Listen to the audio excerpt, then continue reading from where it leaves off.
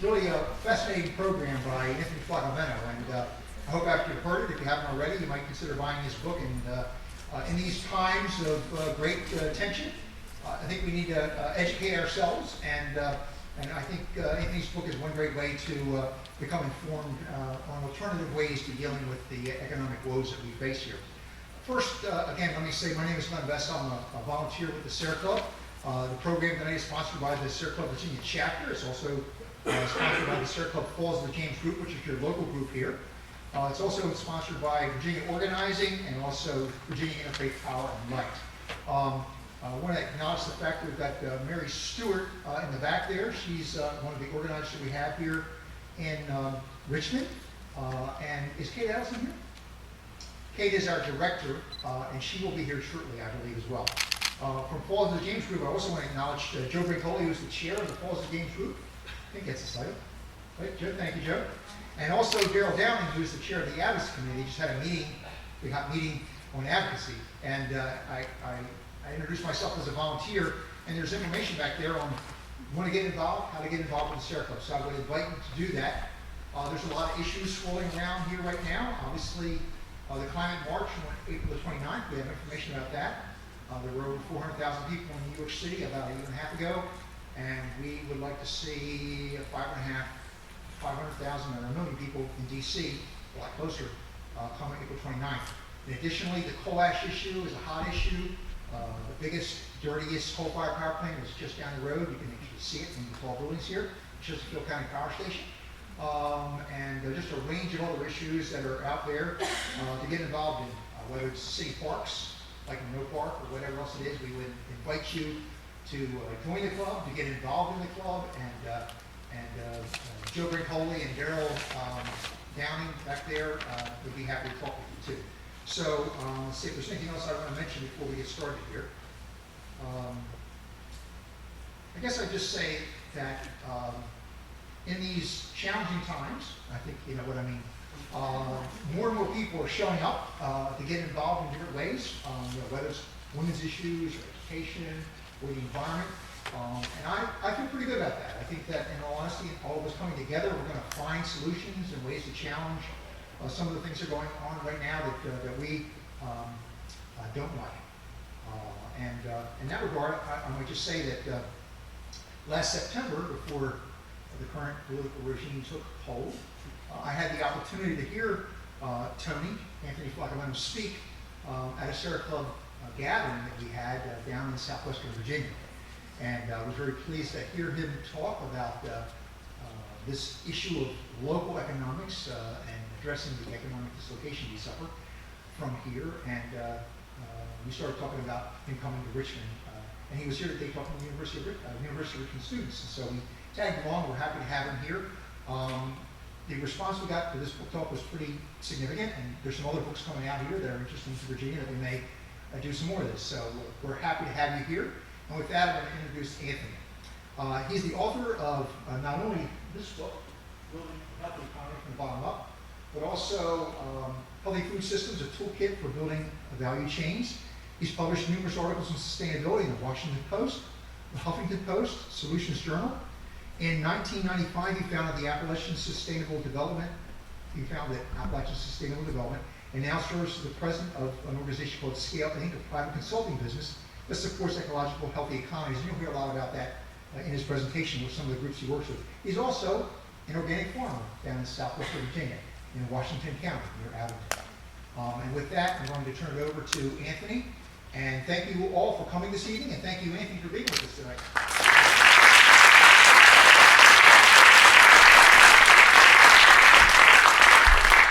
Appreciate that very much, Glenn, and thanks to Sierra Club and Virginia Organizing and Interfaith Power and Light, all great groups doing great work for quite a long time. I'm really pleased to be a small part of that. So I'm delighted to be here. We're going to take about roughly, hopefully I can do in 35 minutes or so, the presentation, and then we'll have a good half hour thereabouts for Q&A, for conversation. That's a great conversation. As Glenn said, my book came out in June. I have a full-time day job plus the farm, so I kind of squeeze in these book talks and I've done some in different parts of the country, and it definitely seems that post-November 8th, the crowds have been bigger, they've been more engaged and more interested, so nothing like good old catastrophe to bring folks out to try new things. So, I do a lot of public speaking, have for years above and beyond the book, so I always think it's a real privilege to be up in front of people, and so I think it's important. Glenn told you a little bit about me, but you need to take me with a grain of salt, kind of know where I'm coming from. So, again, just a couple of things. One is that first and foremost, my lens on this issue and many others is as a small organic farmer. I've been in Southwest Virginia now for about 31, almost 32 years, and have done social justice and labor work, environmental work, as well as the economic development. I was very, very involved in the Pittston coal strike in 1989 and 1990, helping the miners fight for their pension and health care, and then of late have entered the world of being an author. So I say all that so that you kind of know who's talking at you, and you can take it for what it's worth. But at the same time that I'm speaking to you, I also like to quote a letter to the writer for the Bristol Herald Courier, a gentleman who wrote several years back a long and complicated rant to the Bristol Herald Courier, at the end of which he said, it's just my opinion, but it is the Word of God. So I think that's the best way for you to look at my talk, if that's okay, if you can agree with me on that. So I want to start with this real quickly, having you look at these images, kind of study them for a moment, and then tell me what you think they all have in common. You've got starting in the left corner, we've got an emergency room, somebody smoking a cigarette, a little booth, an organic produce booth at the Advent Farmers Market. In the middle is a logo for an artisan pasta maker in southeastern Ohio. You got a Hummer, an aerial view of a mountaintop removal strip mine job, and then a local artisan making a bowl. What do they all have in common? I'm sorry? No, not necessarily all in the same location. The Hummer could be anywhere. The emergency room could. I mean, some of them, yeah. They're all part of the economy, very much so, exactly. Yeah, any other thoughts? Well, two of them don't seem to fit with the others. In the sense of what? They represent a sustainable sort of lifestyle versus something that is harmful and unsustainable. So that combined with that they're all part of the economy is really getting at the heart of what it is. What they have in common fundamentally is that every one of them contributes to the gross domestic product, to the GDP. And I start a number of my talks that way because it's something that we have largely unquestioned on both sides of the political fence, this idea that the only way to prosperity is economic growth, and that economic growth forever is plausible and possible, and that it will yield the kind of prosperity. So we'll later on talk a little bit about the downside of growth, but specifically, we have been using for 81 years now the gross domestic product as our singular measurement of economic well-being. We have other measurements too, but that's the one that everybody agrees is so important. And of course, the problem is that it measures all of those things equally. So if you spend $100 on cigarettes, it's no different to the GDP as $100 on organic produce. If you have a Hummer or a Prius, there's no difference when you fill up your gas tank, except that you put a lot more in the Hummer. So that's the problem, is the indiscriminate nature. But it's really fundamentally worse than that, and getting to this gentleman's comment, which is that actually, as far as our measurements of economic growth are concerned, bad things are better. So when you buy cigarettes, you contribute a tiny little bit to the GDP.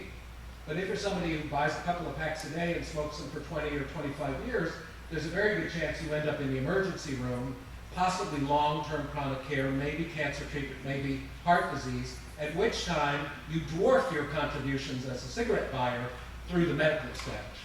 The same is true, of course, with the mountaintop removal and many other extractive forms. We contribute to the GDP when we mine the coal and sell it, but again, later on when we're cleaning up a mess. And so this is a real problem, that our fundamental and dominant measurement of economic well-being actually does not measure economic well-being at all. It measures simply growth in total size of the economy in the output. Big deal, it's a problem. So what I'm going to do is track the book a little bit here.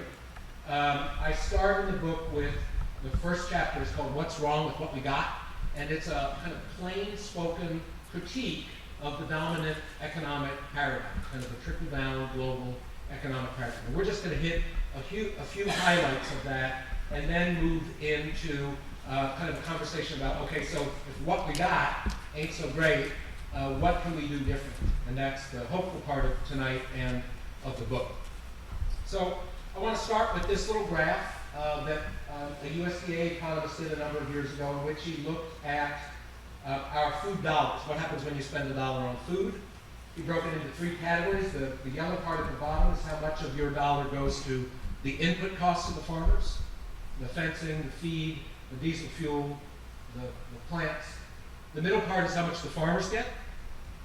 And the blue part, which gets bigger and bigger and bigger over time, is everything else. It's the packaging, the processing, the shipping, the storage, the marketing, the promotion, etc. And the really important, there's a lot to this graph.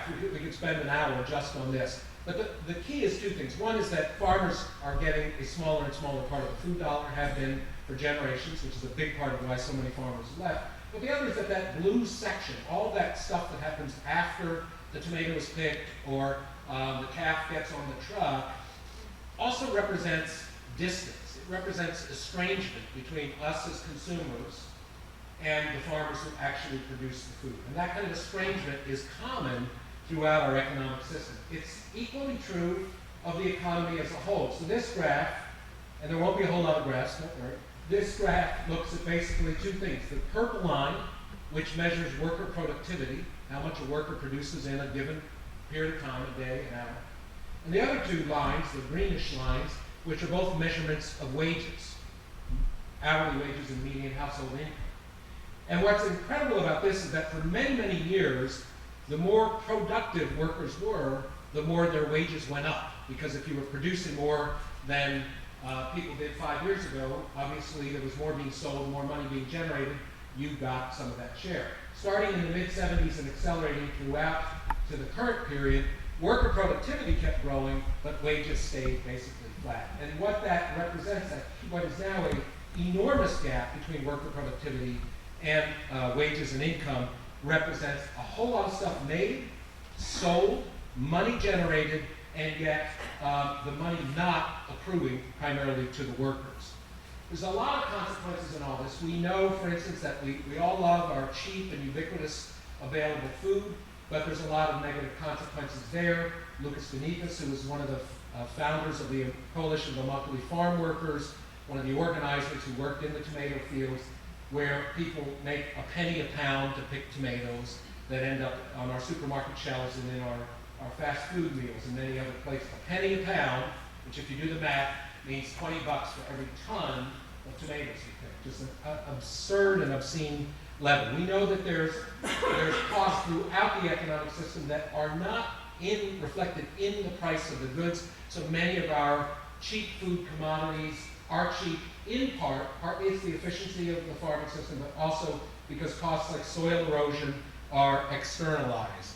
We know that that's extraordinarily true of our energy system, where again, whether it's some of the problems related to fracking for oil and gas, or whether it's some of the problems related to strip mining, the full cost of what we do is not in the product at the time of purchase. It's borne by others. And we know too that this whole proliferation of cheap products and cheap food has a lot of consequences, that our lives have essentially been supersized, and that one of the consequences of that is that we have flipped, the red line being the percentage of our income we spend on food, and the blue line the percentage that we spend on healthcare, doctors, medicines, treatment of illness, and we've gone from paying very little for healthcare and a fair bit of our income for food to now where food is very cheap, but we're spending a whole lot more on treating illnesses, at least some of which stem from our poor eating habits and other related things.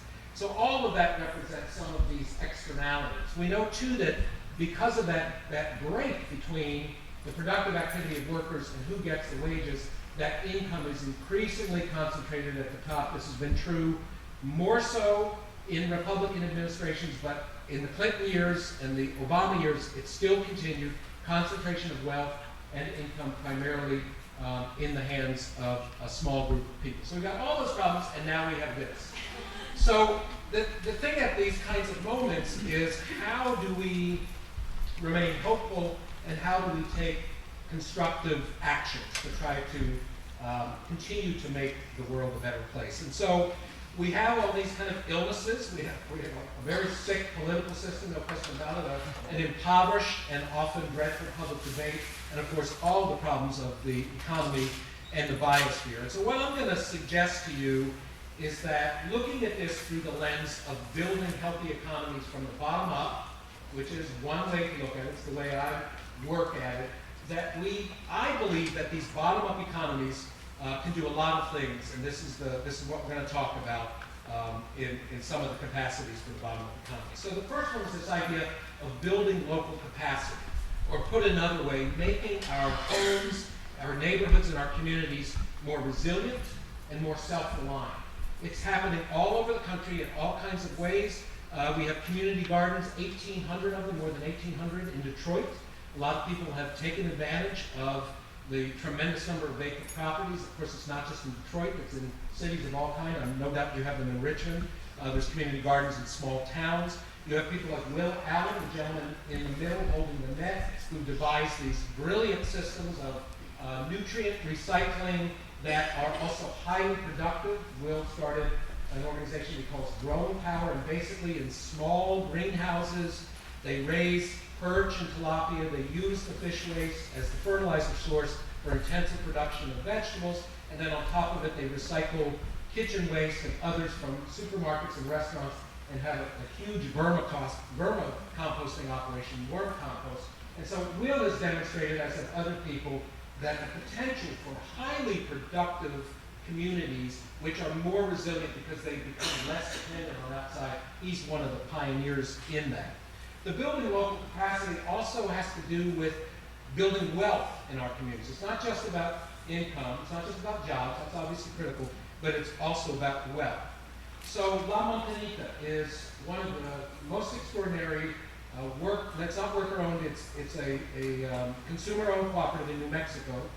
They started about a little more than 2 decades ago as just a small group of people getting together once a month to divvy up the brown rice and the blocks of cheese. Some of you no doubt have that in your DNA, you probably remember that. They grew from that into an organization that has grown so much. They now have over 17,000 members in very rural New Mexico. They have their own distribution, warehouse, and system, and they have, along with that, a number of 6 retail storefronts, really solid retail storefronts from Albuquerque to Santa Fe and other smaller towns. So La Montanita has built a system in which they're making healthy food more available and affordable, but simultaneously they're buying from local farmers, they're distributing to their own retail outlets. Quite an extraordinary example of, again, building local capacity. And also this idea that to build capacity, you need capital. You need real wealth requires capital to be able to grow it. I talked earlier today about that old notion that we still often say, which is, if you give a man a fish, you feed him for a day, but if you teach him how to fish, you feed him for a lifetime. My thing is, yeah, unless he doesn't have a boat or a net, or the riverbank has been privatized and he can't get into the water. So access to productive capital, both natural capital and physical capital, is absolutely critical to building true and broadly based wealth. So in our area, where there's an awful lot of high grading and clear cutting of forest, we started a value-added wood product system that paid loggers considerably more to do very sustainable forestry and harvesting of logs. We then set up a system with a sawmill and solar kilns and a wood manufacturing plant, and in the end, we were producing a very high quality hardwood flooring, like here in the Bristol Library. But again, just one small example that it takes capital to equip people so that they can, in fact, build their capacity. And another great example of that building local capacity is what the Clean Energy Collective did starting in Colorado. They're now in at least 10 states, might be more than that at this point. When they started, not that long ago, about 12, 13 years ago, they were dealing with the fact that a lot of people were interested in solar. Solar was at the early stages of its growth phase, but there was a couple of people that basically could not do rooftop solar. One was folks who didn't own their own homes, so renters. But a lot of renters would like to have been paying into a solar-based electric grid rather than gas and oil or other. Also, lots of buildings are very suitable for rooftop solar, but a lot are not, for a bunch of reasons. So they created a system in which communities would come together. In this case, was one of the early ones. About 20 households came together. They bought a bunch of panels together. Some of the families just bought 2 or 3 panels, was all they could afford. Some of them bought 30 panels. And it was all installed together. It brought the price of the panels, the price of the installation down, and they situated the panels in the ideal place to have the maximum solar gain. So instead of the cost and the less efficient of distributing across a bunch of buildings, leaving out renters, leaving out people who couldn't afford it, they create this idea of a community solar garden. We don't have that in Virginia. We have sort of the first intimations of some of that still run by the utilities, but this is just a really smart way to enable people to be living closer to the energy source they want. And one more example of that local capacity was one I never would have thought of, a woman named Marjorie Kelly, brilliant woman, writes a lot about ownership, and she had the example in her research of a trailer park in rural New Hampshire where the folks, for the most part, owned their mobile homes, but they didn't own the ground that they sat on. And so the guy that did own the land came along one day and said, "You're out. I've got an offer from a developer to buy the land. You got however many days to get out." Which reminded me of an experience I had in Southwest Virginia, the town of Trammell, which was an old coal camp, where a similar thing happened. The residents were given 4 weeks to vacate their homes because they were liquidating the town, which was an asset in somebody's ledger. But in any event, what happened instead was that the New Hampshire Community Loan Fund loaned them the money collectively to buy the land and some additional working capital so they could make improvements to their mobile homes, they could upgrade them. The net result was this poor trailer park became a fairly nice neighborhood with a lot higher home values in which people owned. And it's led to now this same loan fund in New Hampshire actually looking for these kinds of communities to help build their capacity and their capital. Just an absolutely brilliant idea. Second thing that these bottom-up economies help us do is overcome estrangement. So we have this tremendous estrangement. We're having debates about it all the time, how horrific and vitriolic the virtual debate has often become, the fake news on Facebook and everything else. But much of that was started, in a lot of respects, at least in this recent period of history, by Maggie Thatcher and Ronald Reagan, who came into office on this notion that society was sort of a mythical construct, that really all there was individuals and their families, and everything else was something we didn't need to pay attention to. So a kind of a very public statement she made, don't worry about the public, you got to just take care of the private. And we have been essentially pursuing that path, increasingly vigorously, we might add, here of late, but we've been going down that path really for the last 40 years. It's been augmented by the fact that our consumerist culture, which basically tells us that our primary role is not to be citizens, but to be self-actualizing consumers, has played in very nicely with the degrading of the public sector, leading Benjamin Barber to say that the victory of consumers is not synonymous with the victory of citizens. So how do we overcome that estrangement in a time when there's so much pressure to privatize the few remaining public spaces and public resources? Well, one thing is farmers markets. Farmers markets, besides being a place where farmers can sell stuff and people can buy good things, have also become gathering places. And granted, in some communities, they're primarily a gathering place for more well-to-do people, maybe higher educated, but that's not universally true, and it's decreasingly the case. In Abingdon, in the little town of St. Paul, Virginia, in many other small to mid-sized towns, farmers markets actually bring out a broad cross-spectrum of the community. And they become, again, besides commerce, they become a place where different people mingle. We sell at this market, we help start this market, and I can tell you that on any given Saturday morning when our stuff is really nice and we've got people lined up, we'll have Glenn Beck listeners and Alex Jones listeners alongside with Democracy Now! Listeners. We've got the full spectrum. They're coming there together because they believe in eating well, or they're trying to get a good bargain on freshly picked food. But it's a gathering place. It's sort of restoring that public sector. So too is this idea that's emerging more recently of community-owned retail, especially in places like Huntington, West Virginia, where they were addressing the problem of food deserts and also farmers' lack of access to the bigger retailers. So nonprofits built their own retail. And that's happening in a lot of places: Jonesboro, Tennessee, Huntington, West Virginia, other small communities. Again, they're not only places of renewed economic commerce, but they become places of community exchange. Another one very interesting that I was unfamiliar with is what's happening with community theater. In Harlan, Kentucky, just across the border from where I am, there's a great community theater group called Higher Ground, where they're putting on plays written and acted out by the community on things like the battle between strip miners and environmentalists, or the opioid drug addiction. They're making them into community theater as a way to heal the community and actually generate some jobs.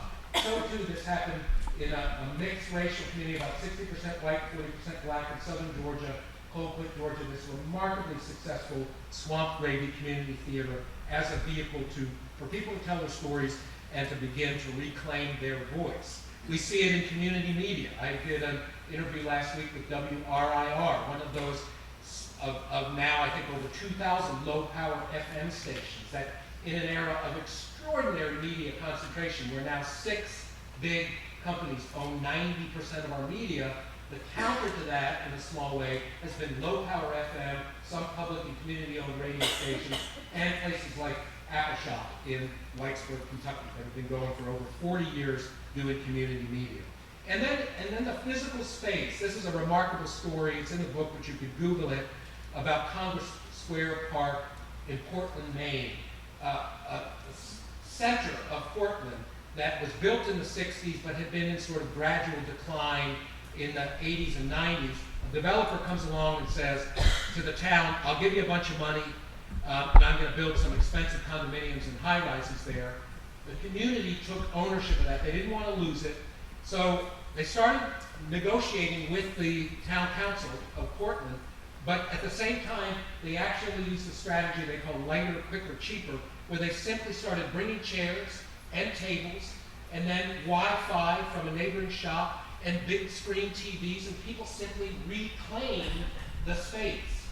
Food trucks started showing up. All kinds of energy emerged. Before long, they were watching the World Cup together in the center. They were holding swing dances. They were doing community gatherings. They did all this because it was theirs. It was a public park which was very much in danger of being lost. But rather than wait and strictly fight a battle with the legislators, they physically and socially reclaimed the park so that by the time it finally came up for a vote in the town council, it overwhelmingly was voted that it would not be sold, but be kept as a public asset and be invested in. And further, the Portland Council decided that any public space in the city limits of Portland could only be sold to a private developer if 7 out of the 8 council members said it should be sold to a private developer. So they used their public energy to reclaim this public space.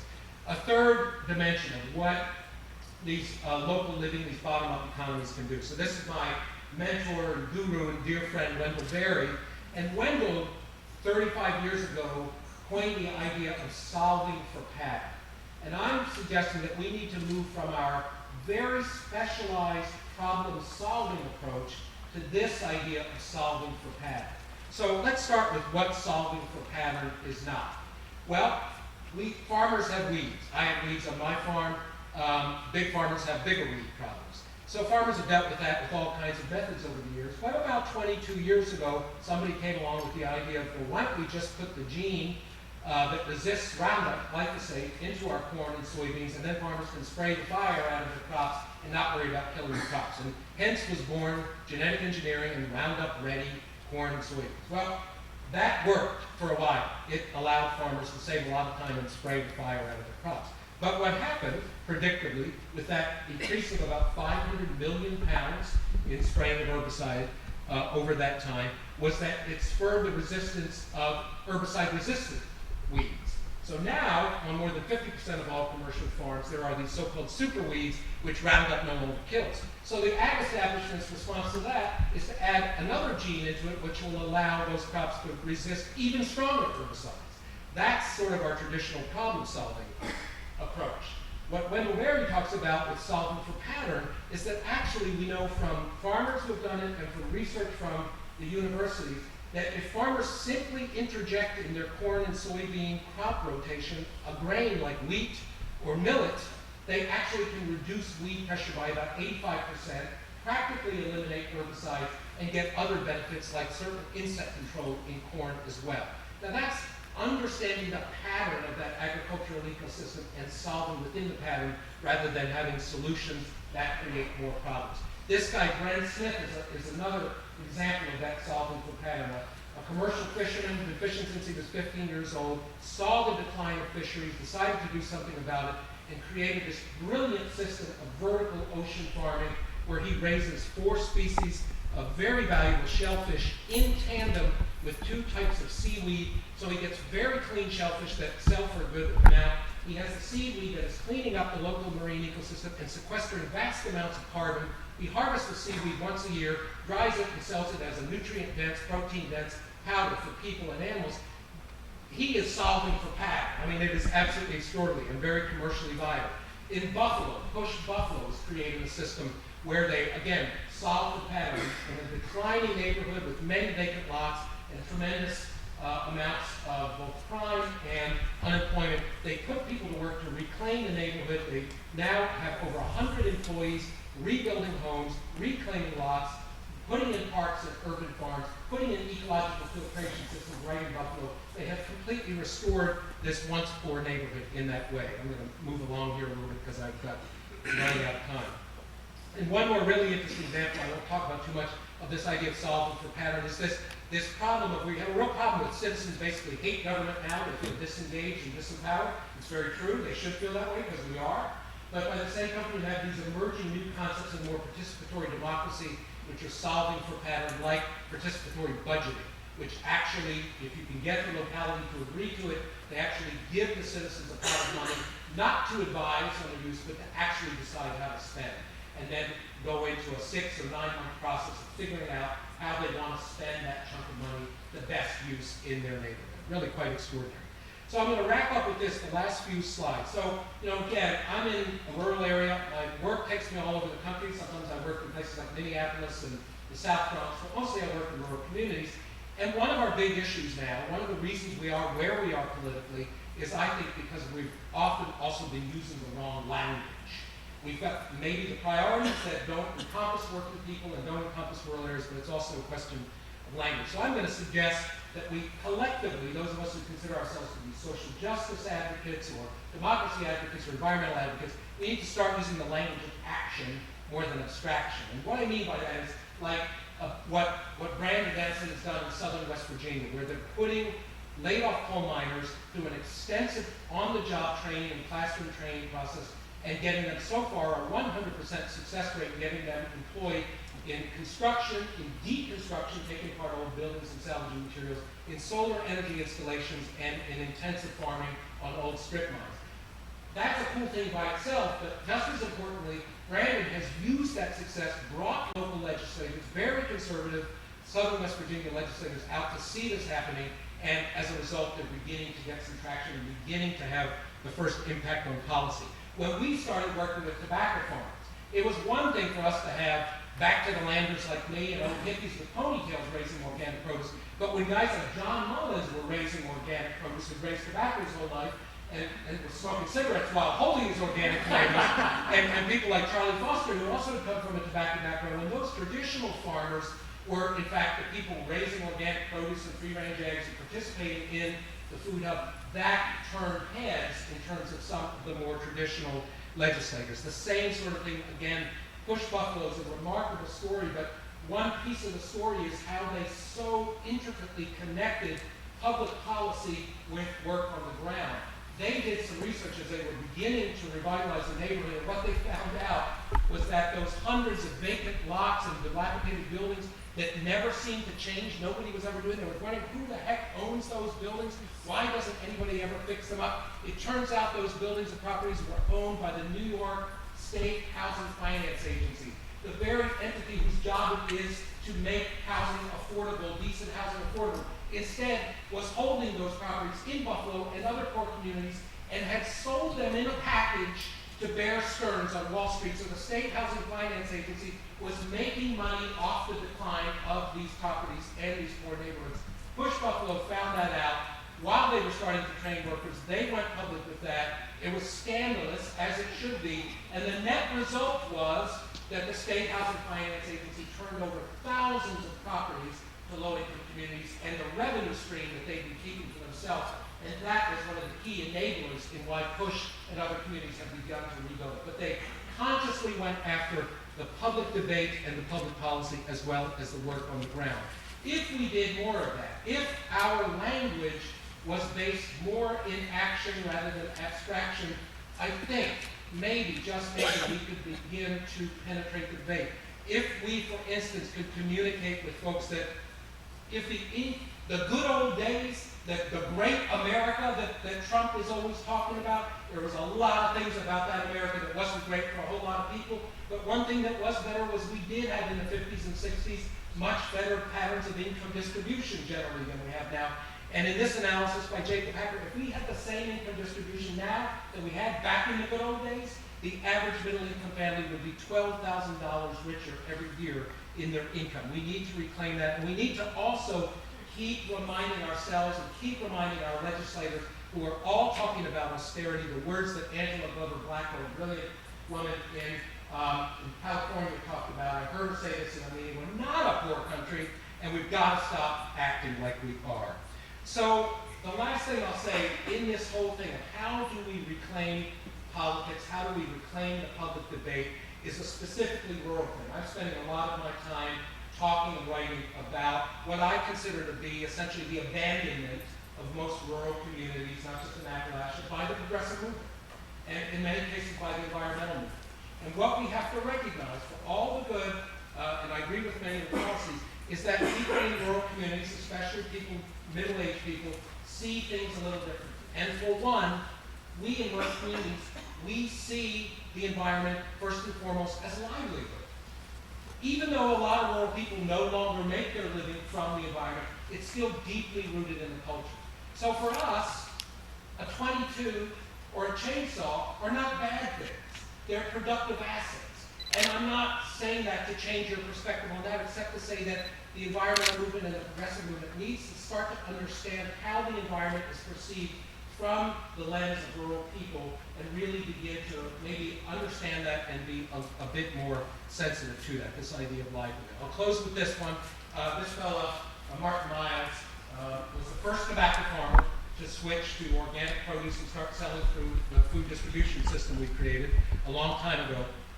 And we got to remind ourselves that it's true of urban communities of color, it's true of poor white communities in Appalachia and other places, that many of us who have these debates and propose these ideas and these policies about a new economy, about sustainability, we've consistently left these folks out. And we need to make it a fundamental priority that they won't just be the recipients of our funding or our ideas, but they're at the table conceiving and developing and building this new system that we all want to see. So I'll stop there.